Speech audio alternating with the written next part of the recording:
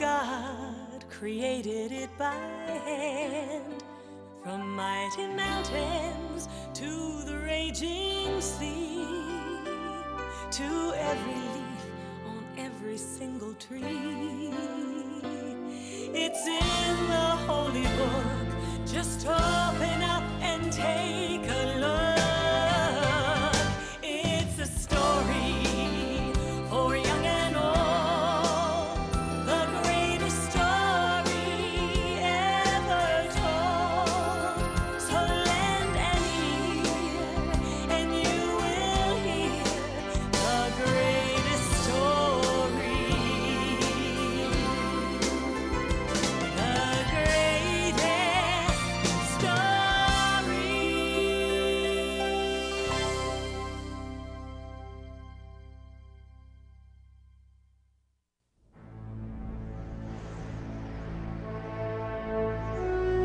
Long ago, God sent his prophet Samuel to find the future king of the Israelites.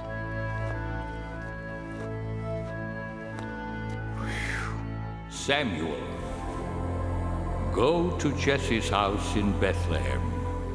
There you will find the new king over all Israel.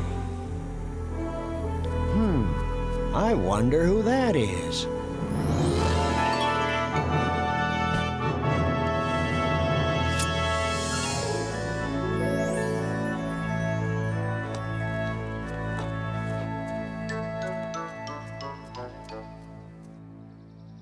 My sons, come into the house. There is a guest here to see you.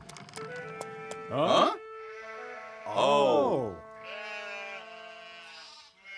David, you stay there and look after the sheep. We're going inside. Jesse, you say you have 8 sons? Yes, and they are such fine young men. Here they come. Oh!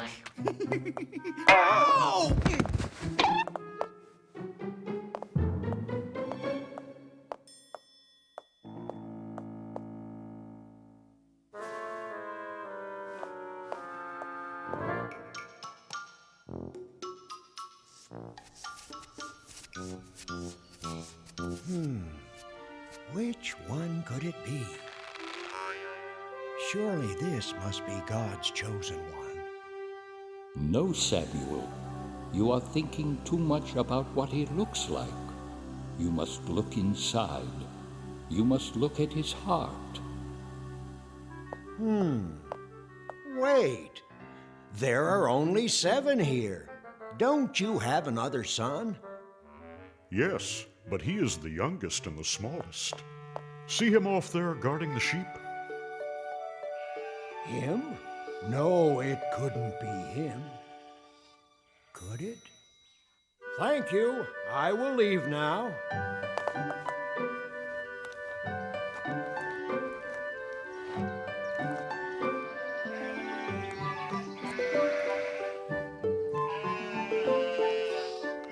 You must look at his heart. What's your name, son? David. God has told me that you will be the new king of Israel someday. God is my friend. He helps me save my sheep. Yes, and one day I hope you save us all. Goodbye, David. Goodbye, and God bless.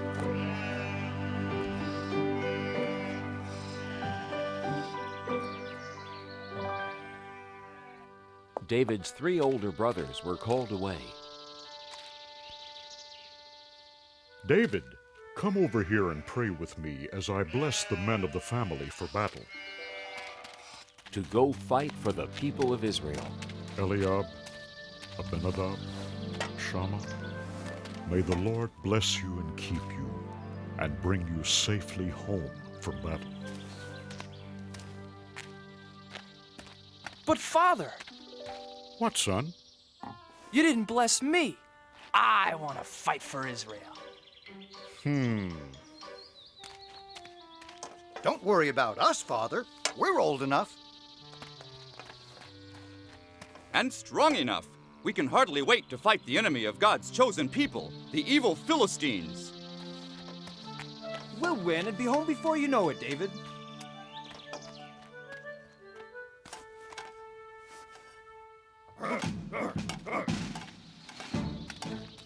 Hey, wait, everybody! Wait! Don't leave without me. Please. Please let me go, Father.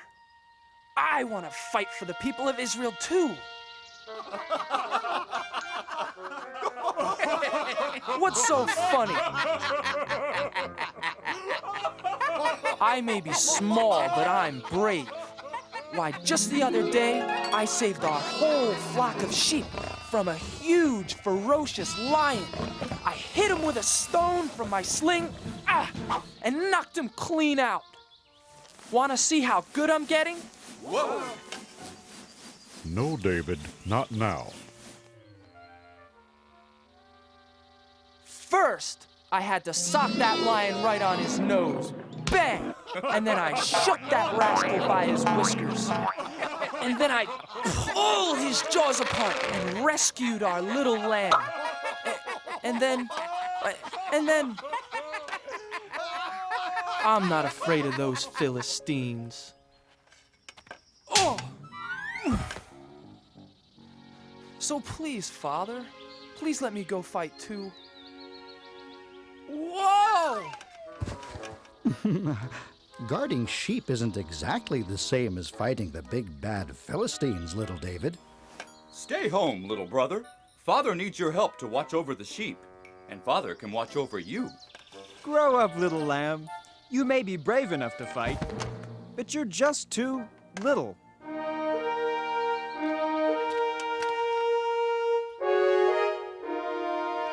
Abinadab, Shama, time to go. Goodbye, Father. Goodbye. Goodbye. Bye. Bye. Goodbye.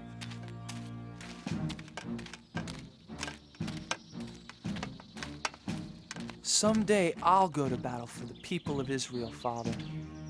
Someday. Now the two great armies met for war in the middle of a vast valley.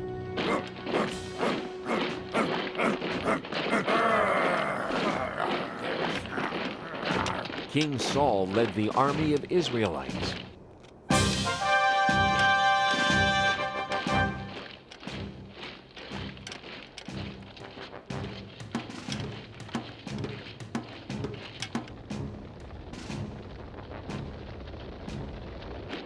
But the enemy, the Philistines, had a giant on their side.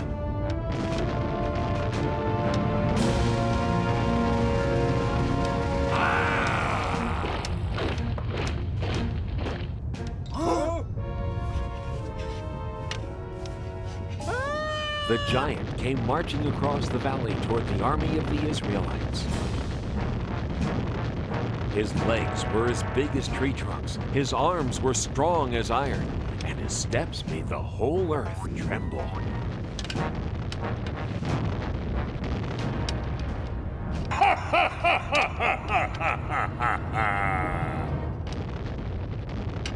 I am Goliath, the giant, and all of you are nothing but King Saul's little servants. Even if all of you fight me together, you can never beat me! So spare yourselves. I dare you, choose just one man brave enough to fight. Not me. Not me! Not me either.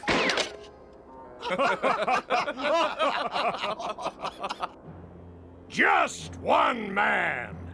If he beats me, all of my men will be your servants. But if I slay him, all of you shall be our servants forever. Now, who is brave enough to fight a giant? Just step forward. I'll be waiting.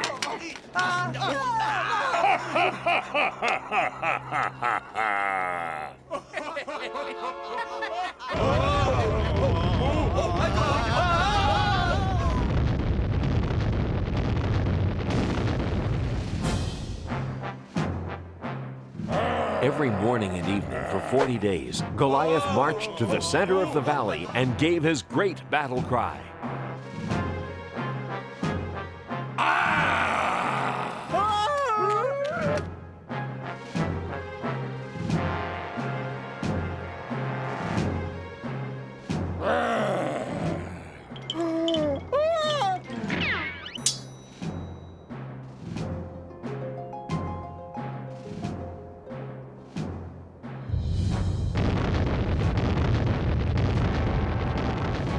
Who will fight me today? Not me. Not yesterday. Not today either. None of us are brave enough to fight a 10-foot giant. Or foolish enough. You are nothing but cowards! He said it. He's right. You bet he's right.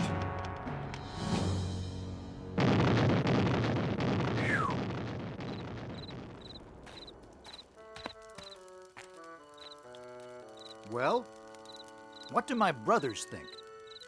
Could I?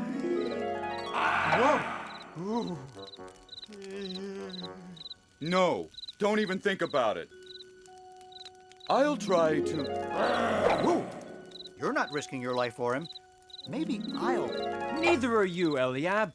It's not worth it. Not even to marry King Saul's daughter. Oh, but wouldn't it be great? Being rewarded with the princess's hand in marriage for beating the giant?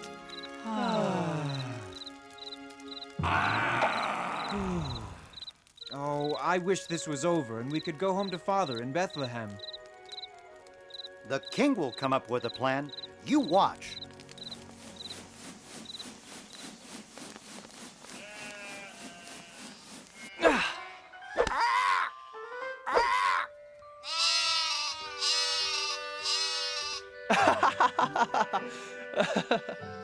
Bet I can get 5 in a row.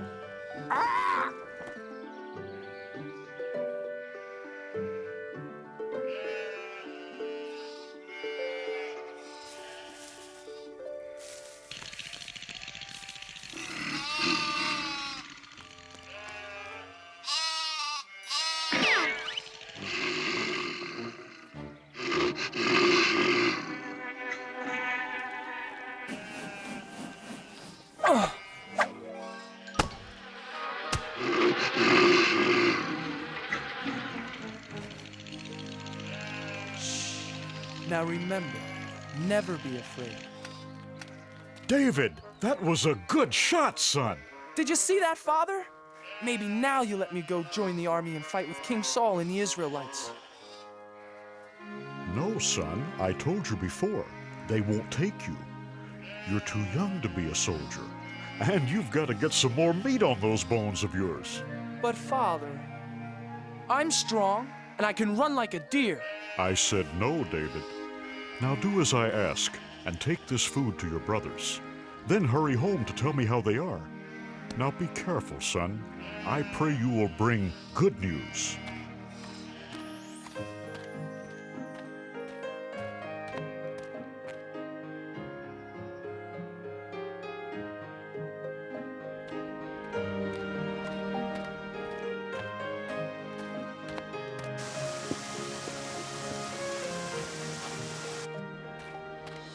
Who will fight me today?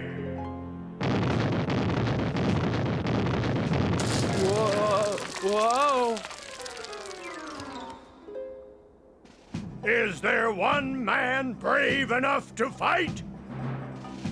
Are all the Israelites nothing but cowards?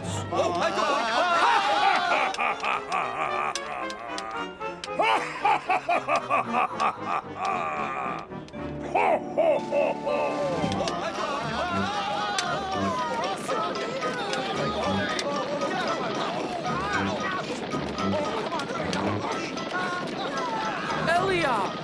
Abinadab! Shammah, what are you doing? Why are you running away? You'd better run yourself. If you know what's good for you. Watch out, boy! But who is that? It's Goliath, the giant. He's the champion for the Philistines against the people of Israel. But why won't anyone fight back? What do you mean? Look at him. He's too strong. He's over 10 feet tall. None of us could even lift his spear. But what about King Saul? King Saul will give a rich reward to the man who slays that giant. You'll even let him marry his own daughter. And none of you are brave enough to try?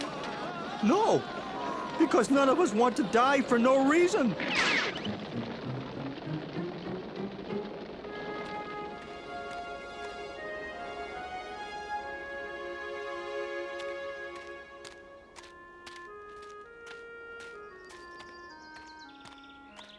Eliab, why won't you fight? Abinadab, why are you afraid? Shammah, are you afraid of the giant too? All the soldiers are afraid, little David. Yes, little brother. Aren't you afraid too? You're too young to be here at all, David. Yes, little brother. Go home and take care of sheep where it's safe. No, I can't. Someone has to fight Goliath. But who? Everyone here is afraid. I'll fight the giant. I'm not afraid. You? Yes. God is stronger than Goliath. And God will help me. Go tell King Saul, I'm not afraid.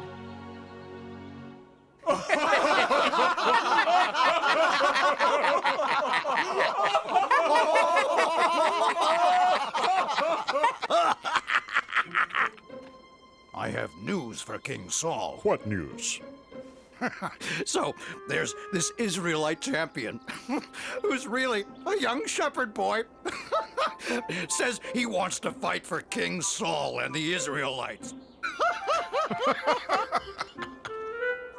Says God will help him fight the giant. And he's never even been trained as a soldier. Well, tell the foolish lad to go home. King Saul is no use for jokes out here on the battlefield. Tell the boy. Tell the boy to come here. But sire. Joab, bring the boy here to me. Now. I wonder who he is. I wonder why he's the only one brave enough to fight the giant. He is, I understand, a giant of a man, and I am not. His spear appears to be the size of a small tree, and all I've got is a slingshot. This Philistine is large, but I know who's in charge. I have a giant of a God, you see, bigger than the trouble in front of me. And even 9 feet tall starts looking pretty small next to the giant of a God with me.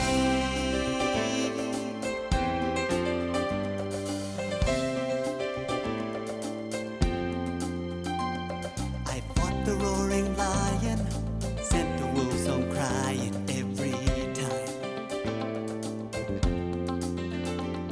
And with a little faith, I was not afraid. The fight was God's, not mine. This Philistine is large, but I know who's in charge. I have a giant of a God, you see, bigger than the trouble in front of me. And even 9 feet tall starts looking pretty small next to the giant of a God with me.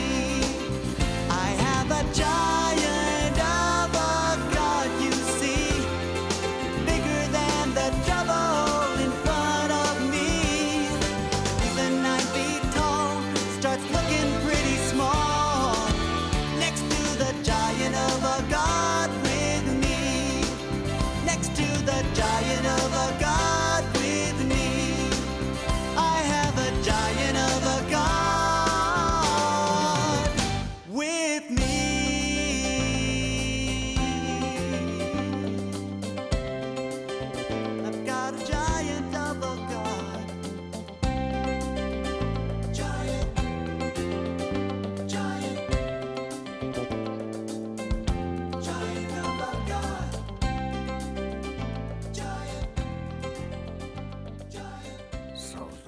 the little hero?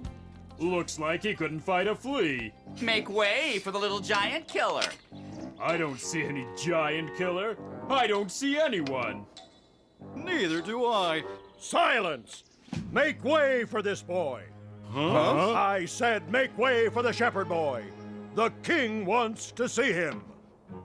Oh, yes. Yes. Certainly, Commander. Right away, sir.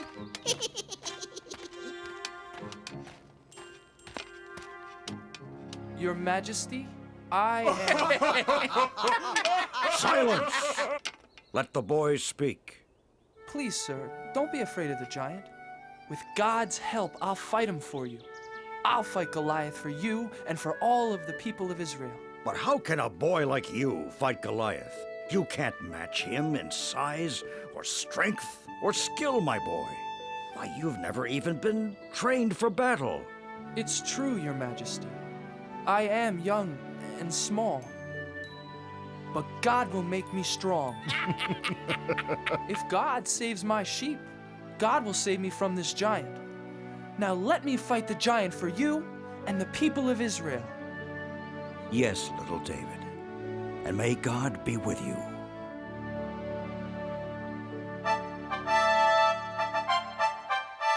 Joab, get my sword and shield. Get my armor. Put them on young David. Huh? Joab, I said dress the boy for battle. Huh? Yes. Yes, Your Majesty. Well, didn't you hear King Saul? Do as he says.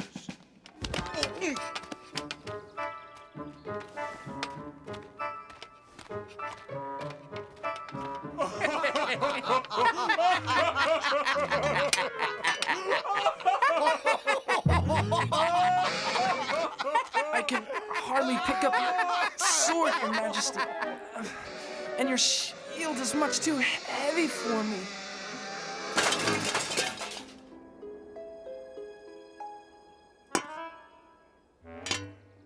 But, David... God's help is all the armor I need.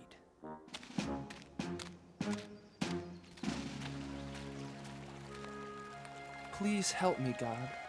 Help me fight Goliath the giant for the people of Israel. Can you hear me, Goliath the giant? I am ready to fight.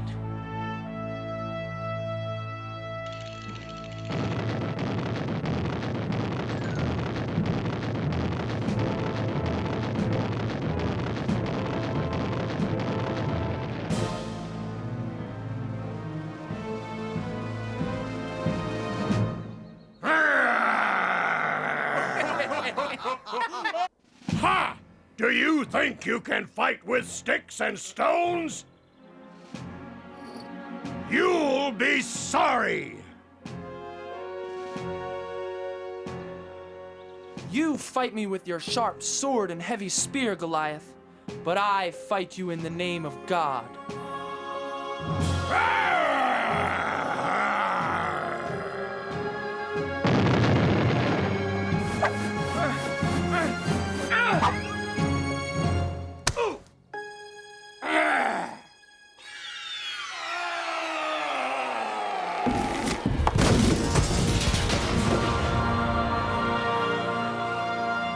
Goliath! He's dead! Hooray! Run! Run for your lives! Look at those cowards run! Yes! After them! Come back here! And the Israelites chased the Philistines away. The boy killed the giant! Goliath is dead! Where is the boy?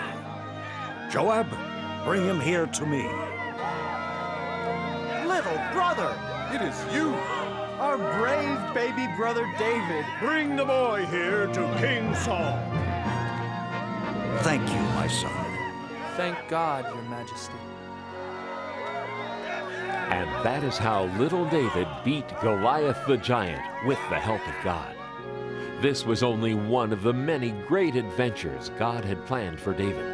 David the shepherd boy grew up to become a great king who served God.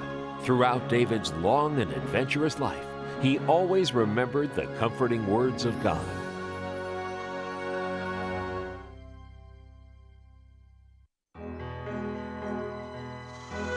Once there was a man named Jacob who lived in the land of Canaan with his 12 sons. The oldest was Reuben, then Simeon, Levi, Judah, Issachar, Zebulun, Gad, Asher, Dan, and Naphtali.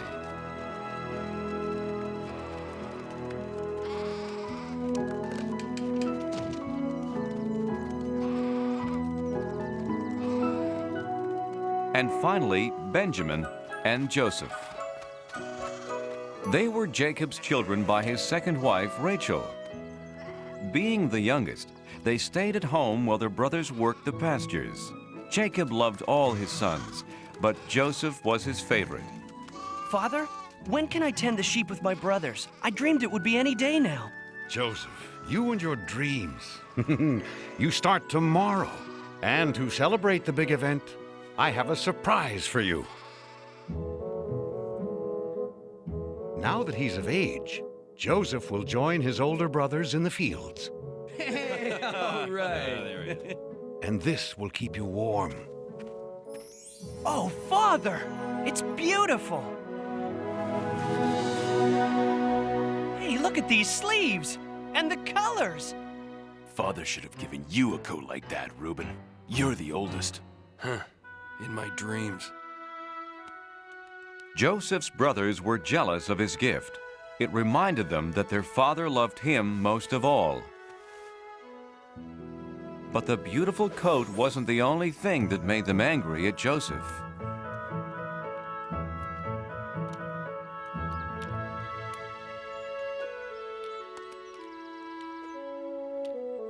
Judah, Asher, Simeon.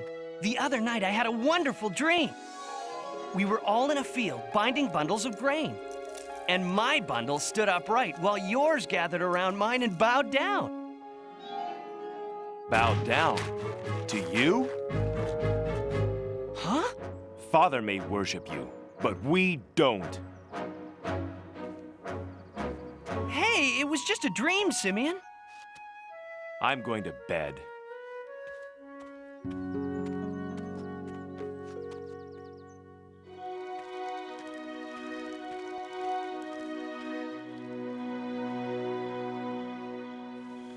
You know, last night I dreamed I was a star in the sky, along with 11 other stars.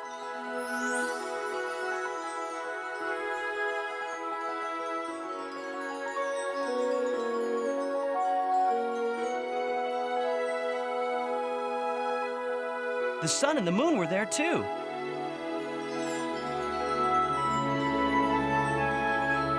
And they all bowed down to me.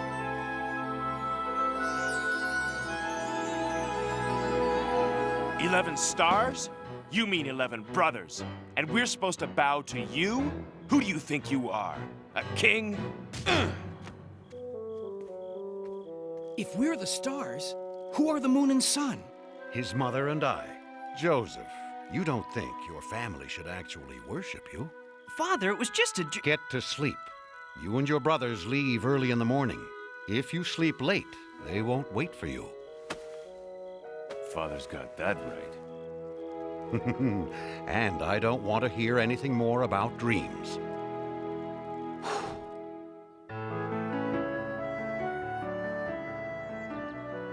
The next day, Joseph was left behind. Hello? Uh-oh. The dreamers found us. Get ready to bow, my brothers. Look at him, strut around like a peacock in his new coat. Sometimes I wish we could get rid of him. No, you don't. But I do. If he mentions one more dream. Simeon, he's our brother. We couldn't hurt him. But you've given me an idea. What were you trying to do? Lose me? Joseph began to tell his brothers how smart he had been to find them, but they weren't listening. They had other plans. Hey, careful with the coat! Reuben, Judah, no! We'll keep him down there until we figure out what to do next. Reuben planned to free Joseph when no one was looking and sent him scurrying home. Oh, no!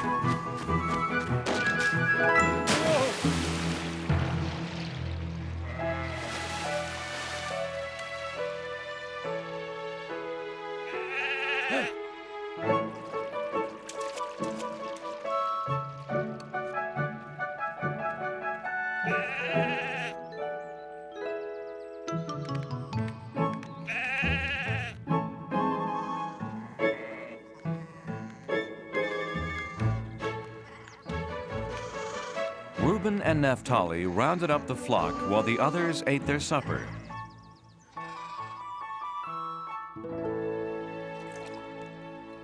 While they ate, a caravan approached.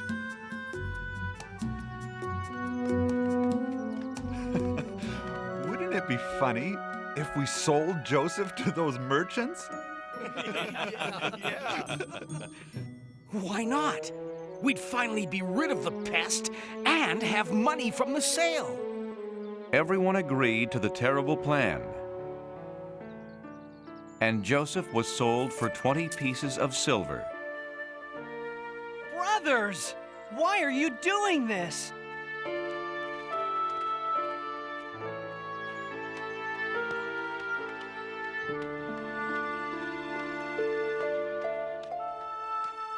God, whatever happens to me, I still have my faith in you.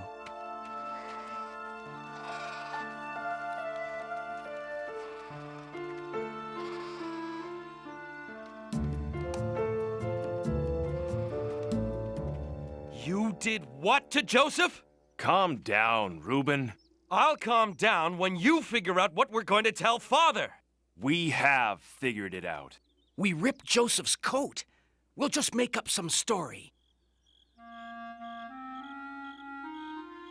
We looked everywhere for him, but only found his coat.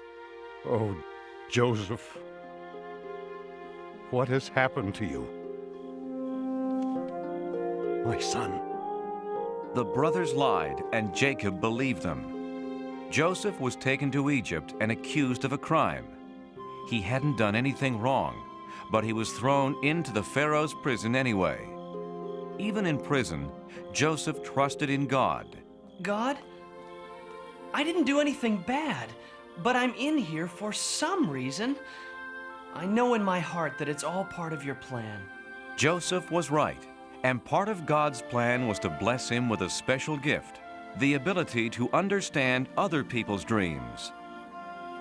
Oh, what a terrible night. If I only knew what my dream meant. Ah, my dream was 4 times as confusing as yours. I can tell you what it means. You understand my dreams? Ha! Not I. Only God can explain them. I believe you. Tell me about my dream. I was Pharaoh's cupbearer until I displeased him. In my dream, I saw a grapevine. On the vine were 3 branches with grapes. I squeezed them into Pharaoh's cup and put the cup in Pharaoh's hand. The 3 vines mean that in 3 days, Pharaoh will set you free, and you'll be his cupbearer again. Thank you, Joseph. No, thank God, my friend. And when you're free, please tell Pharaoh about me. Tell him I shouldn't be in this awful place.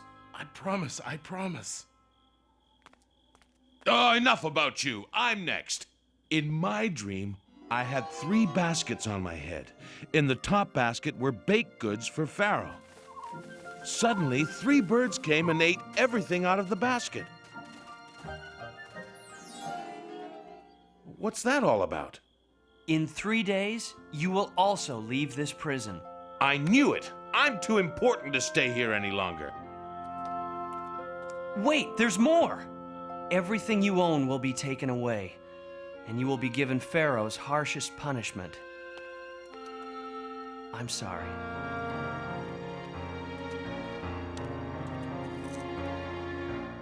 Everything Joseph said came true, but the cupbearer forgot to tell Pharaoh about him.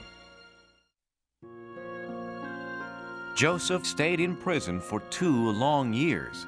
Then one day,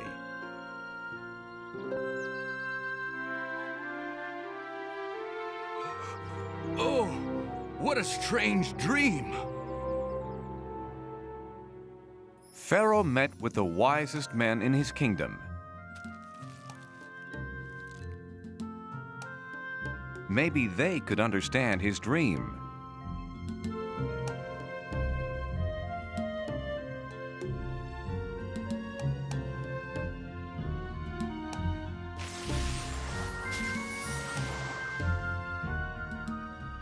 But not one of them had an answer. Then the cupbearer remembered his promise to Joseph. Oh, Pharaoh, there is a very wise man in your prison who might explain your dream.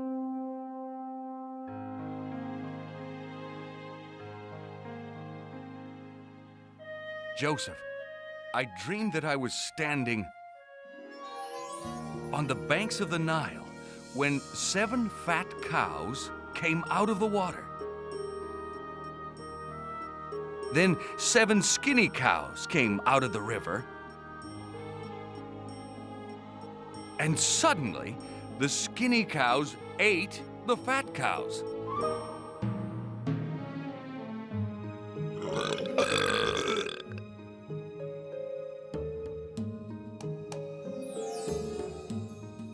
What does it mean? My God is telling you what he plans to do. The 7 fat cows mean that there will be 7 years with plenty of crops and food for everyone. But the 7 skinny cows mean that after that, for 7 years, no crops will grow and your people will have no food. This is horrible, terrible. No, Pharaoh. God has sent you this message so that you can prepare. Build barns to save some of the food that grows in the 7 years of plenty. Your people will have plenty to eat. It is true. You are filled with the Spirit of God. This is the wisest man in my kingdom.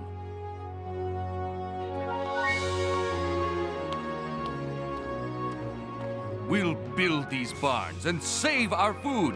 And there is only one man who I trust to do such an important job. This man, Joseph. Joseph went right to work.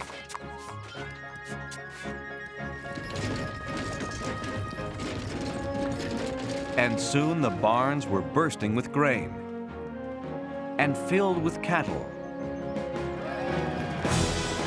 But Joseph's greatest achievement was that the people loved him.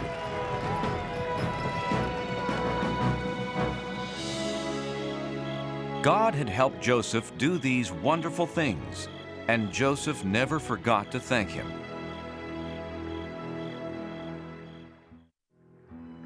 Seven years later, the terrible drought that Joseph had warned about arrived. No crops grew anywhere, not even in Joseph's old home, Canaan. We're out of food, Father. There's a wise leader in Egypt who has stored food for 7 years. He's selling it to anyone who needs it. Then we'll go meet with him and buy his grain. Not Benjamin. I want him safe here with me.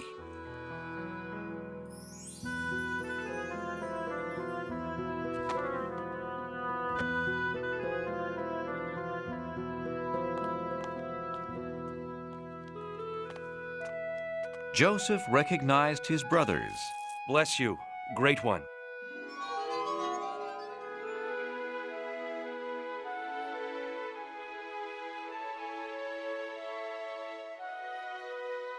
But they didn't recognize him, so he pretended to be a stranger. Where are you from? Canaan, Great One, seeking food for our family. You're spies!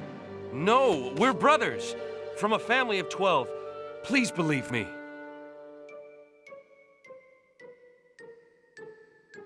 Liar! There are only 10 of you. One brother was killed, and Benjamin, the youngest, was left at home. I'll sell you my grain, but to prove that you are innocent and honest, bring this younger brother of yours the next time you come. I am going to keep one of you here until you return. Do you promise? We promise. God is punishing us for selling Joseph into slavery. He pleaded with us, and we betrayed him.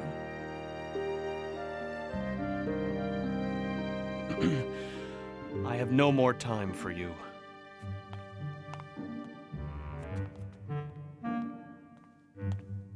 Take your grain and go.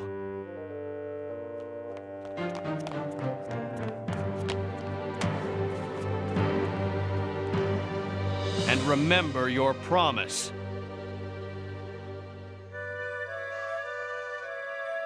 Father, we had no choice. Oh, Simeon, my son, a prisoner in Egypt. But look, Father, we got the grain.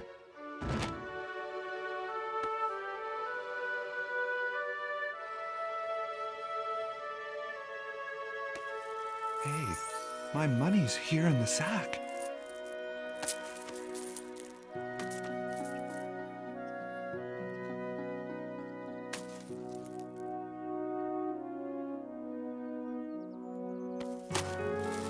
Now we'll be accused of being thieves as well as spies. Jacob didn't want to lose another son to Egypt, so the family tried to save their food.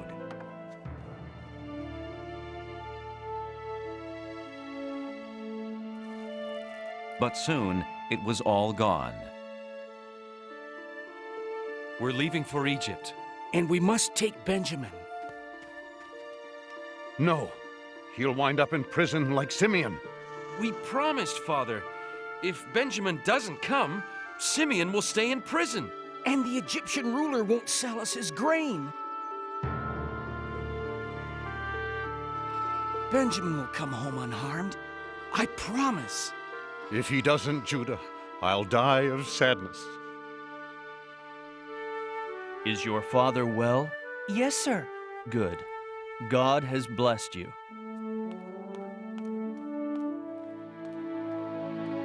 And you kept your promise, so I'll keep mine.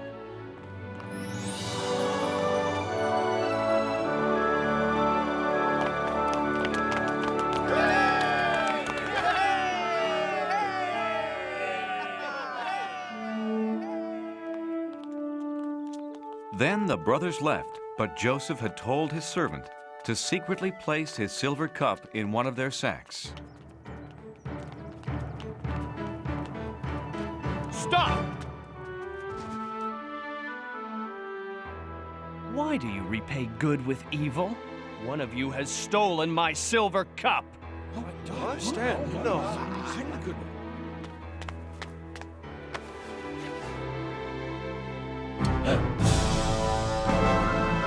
Thief! For this crime, you will remain here in Egypt as my slave. Please, if Benjamin doesn't return home with us, our father will die of grief. He stays. No! No! Take me instead. No, me. Please, Great One. When you threw me down that well, you meant it to be a bad thing. But in the end, God has turned it into something good. I came to Egypt, and helped keep a nation from starving. It's me, Benjamin! Joseph! It's true, I'm Joseph. Oh, can't you tell it's me? Look closer and you'll see the eyes of your lost brother. I am so glad to have my family gathered here. It's so good to know you're near again. It's really me, even I can hardly believe you are standing here after all these years. It was God's plan for me to be just who I am. It's true, you see, it's really me.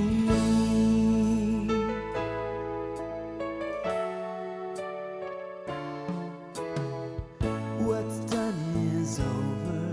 Oh, brothers, dry your tears.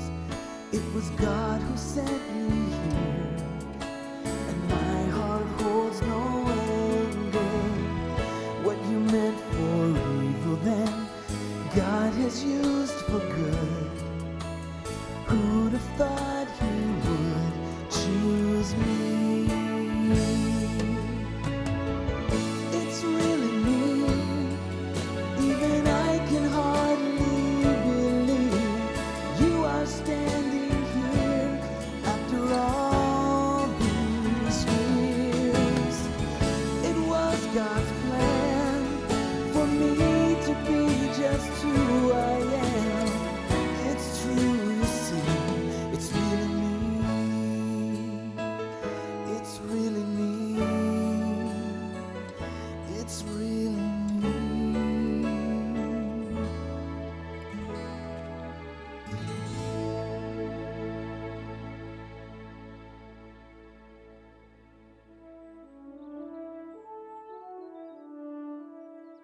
Gather your families and our father and come live with me in Egypt.